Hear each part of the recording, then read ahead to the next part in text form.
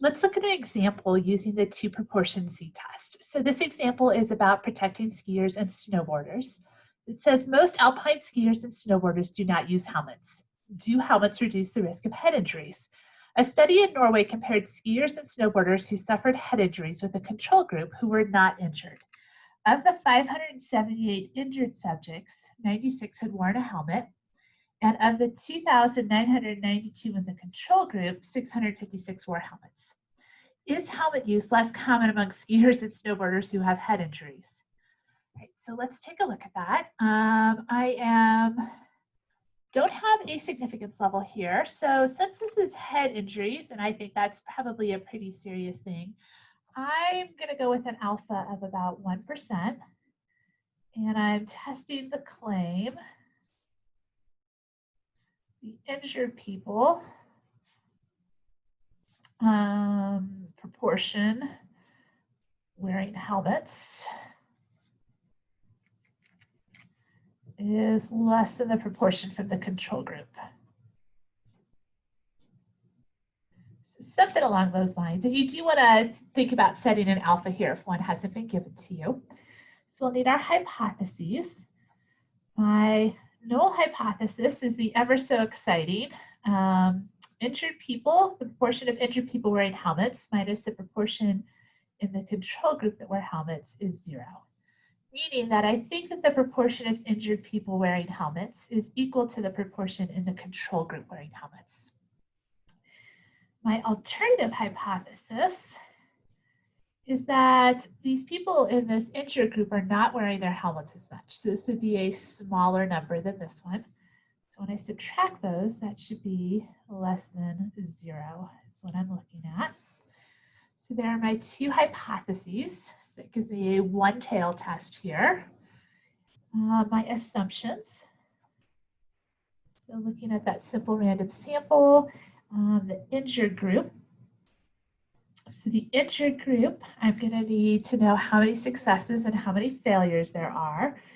So my p-hat for the injured group is going to be 96 out of the 578.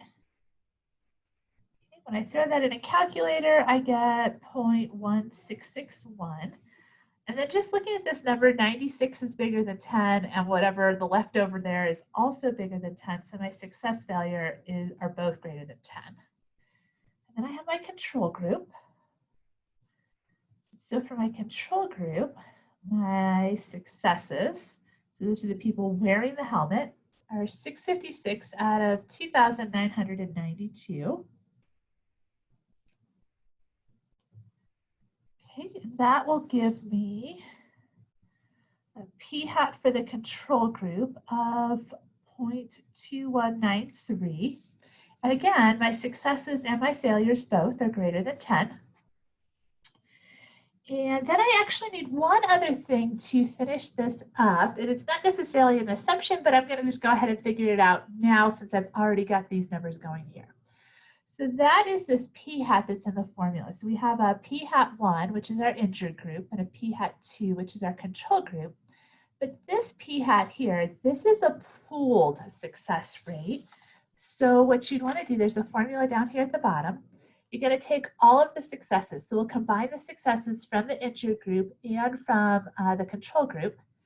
And then we're going to divide that by the total or combined sample size. So we'll add the total sample size from the control and the injured together. So this p-hat is going to look like 96 plus the 656, and that's going to be over 578 plus 2,992, which gave me about 0.2106. And I've met the conditions here for a two proportion z-test.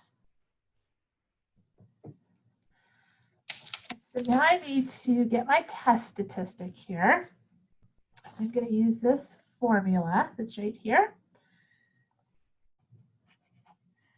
So get z is 0.1661 minus 0.2193. So it's the success for the injured group, minus the success for the control group. And that matches what I've written here for my hypothesis in terms of the order of the subtraction.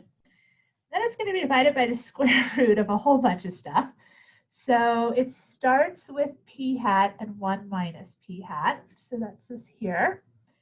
So 0.2106 and then 1 minus 0.2106. And then that's multiplied by 1 over the first sample size plus 1 over the second sample size. So 1 over 578 plus 1 over 2,992. And if you go through and number crunch that, I got that this is approximately negative 2.87. Okay, and then to get the p-value, I actually used Rossmann Chance for this. So I went to the Rossmann Chance normal probability calculator, and you leave the mean and standard deviation as is, and you just put this number in. And so you're looking for the probability that x is less than this. So that turns out to be 0.0021. And my alpha that I decided on at the beginning was 0.01, since I think head injury is a very serious thing.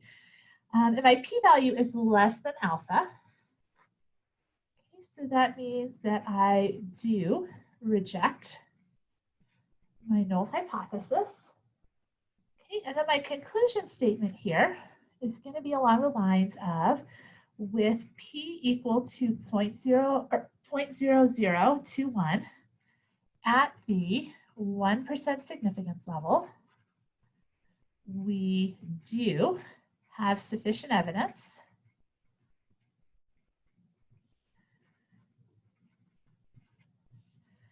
that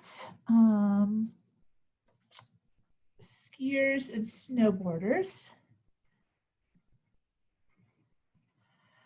with head injuries are less likely to have worn a helmet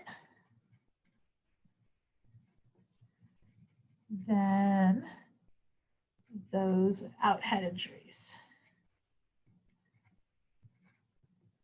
So something along those lines. You could also say with a p of 0.0021 at the 1% significance level, we do have sufficient evidence that the proportion of skiers and snowboarders with head injuries wearing helmets is less than the proportion of skiers and snowboarders without head injuries wearing helmets.